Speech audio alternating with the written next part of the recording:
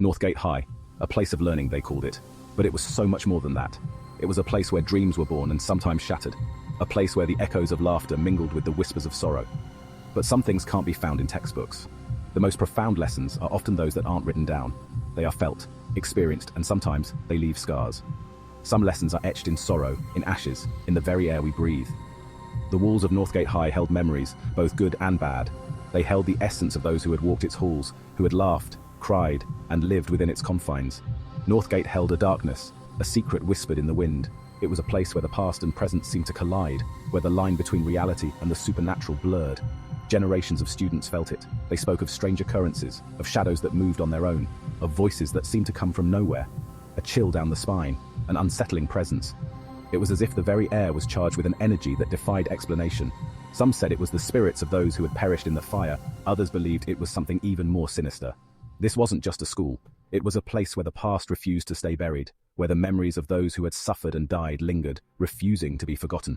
It was a tomb, a monument to a tragedy that had left an indelible mark on the community, a place where the living and the dead seemed to coexist, where the past was always present. I'd heard the stories, of course. Who hasn't? Tales of ghostly apparitions, of strange noises in the night, of a feeling of being watched. They were the stuff of local legend, passed down from generation to generation. Every town has its haunted places, its local legends. Northgate High was ours. It was a place that everyone knew about, but few dared to speak of. A place that was both feared and revered. Northgate's tragedy was a fire, a devastating blaze that had claimed the lives of many students and teachers. It was a night that would forever be etched in the collective memory of the town. Decades ago, but never forgotten. The fire had left a scar on the community, a wound that had never fully healed. It was a reminder of the fragility of life, of how quickly everything could change. They said the screams could still be heard, that on quiet nights, if you listened closely, you could hear the cries of those who had perished in the flames. It was a chilling thought, one that sent shivers down the spine, that the spirits of the trapped students still roamed the halls, that they were searching for something or someone to help them find peace. It was a story that had been told and retold, each time growing more elaborate, more terrifying. Most dismissed it as folklore. I wasn't so sure. There was something about Northgate that felt different, something that made me believe that maybe, just maybe, there was some truth to the stories. And so, I decided to find out for myself, to uncover the secrets that lay hidden within its walls, to confront the darkness that had haunted the school for so long. The old building drew me in. Even in daylight, a sense of unease permeated the air. The empty hallways seemed to echo with unseen footsteps. Whispers followed me, too faint to decipher. I'd catch glimpses, shadows flitting at the edge of my vision, always gone when I turned to face them. The library was the worst. A place of knowledge, yes, but also a repository of memories. I could feel them clinging to the musty books, the worn armchairs. The air was heavy, thick with unspoken words, with stories untold, or perhaps stories too terrible to bear. It started, as these things often do, with a dare. A group of us, bored teenagers seeking thrills. Someone suggested we spend the night in Northgate. The others laughed, nervous bravado masking their fear. Not me. I felt a pull, an irresistible urge to step inside those haunted halls after dark. The old janitor, a man with eyes that held too much knowledge, warned us against it. "Some doors," he rasped, "are best left unopened." His words did little to deter us. If anything, they fueled our morbid curiosity. We were young, foolish, and utterly unprepared for what awaited us. The night was thick with anticipation. The fog rolled in like a silent wave, cloaking everything in a shroud of mystery. The air was dense, almost suffocating, as if the night itself was holding its breath, waiting for something to happen. We snuck in through a broken window, our laughter echoing in the unnatural silence. The building loomed over us, a forgotten relic of the past. Its walls, once vibrant, were now crumbling and covered in graffiti. The air inside was stale, filled with the scent of decay and neglect. The darkness felt different here, heavier, as if it were a living thing. It pressed against us, wrapping around us like a cold, damp blanket. Every step we took seemed to echo endlessly, the sound swallowed by the oppressive gloom. We split up, each taking a different area to explore. The building was a labyrinth of forgotten rooms and shadowy corridors. As we ventured deeper, the sense of unease grew stronger, the silence more profound. It was as if the building itself was watching us, waiting for us to make a mistake. I found myself drawn back to the library. It was a place of secrets, a sanctuary of forgotten knowledge. The shelves were lined with books, their spines cracked and faded with age. The air was thick with dust, the silence almost tangible. The air was colder here, the silence absolute. It was as if the library existed in a different realm, a place where time stood still. The cold seeped into my bones, making me shiver. The only sound was the faint rustle of pages, as if the books themselves were whispering secrets. I ran my fingers along the spines of the books, their titles a blur in the dim light from my flashlight. Each book seemed to hold a story, a piece of the past waiting to be discovered. The dust clung to my fingers, a reminder of the years that had passed since anyone had touched these shelves. A sound, soft as a breath, made me turn. It was barely audible, a whisper in the darkness. My heart raced as I scanned the room, the beam of my flashlight cutting through the gloom. The sound came again, a faint rustling like the pages of a book being turned. A shadow detached itself from the stacks, a fleeting impression of movement, then gone. I stood frozen, my mind racing. Had I really seen something, or was it just my imagination playing tricks on me? The silence returned, heavier than before, as if the library was holding its breath, waiting for me to make the next move. I took a deep breath and stepped forward, determined to uncover the secrets hidden in the shadows of the stacks. Panic welled up inside me, cold and sharp. I called out to the others, my voice trembling. Only silence answered. I was alone. Footsteps echoed from the hallway, slow and deliberate. I backed away, my heart pounding against my ribs.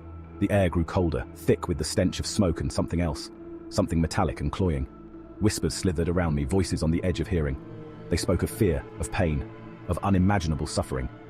I understood then. They weren't just stories. The spirits of Northgate were real, and they were all around me.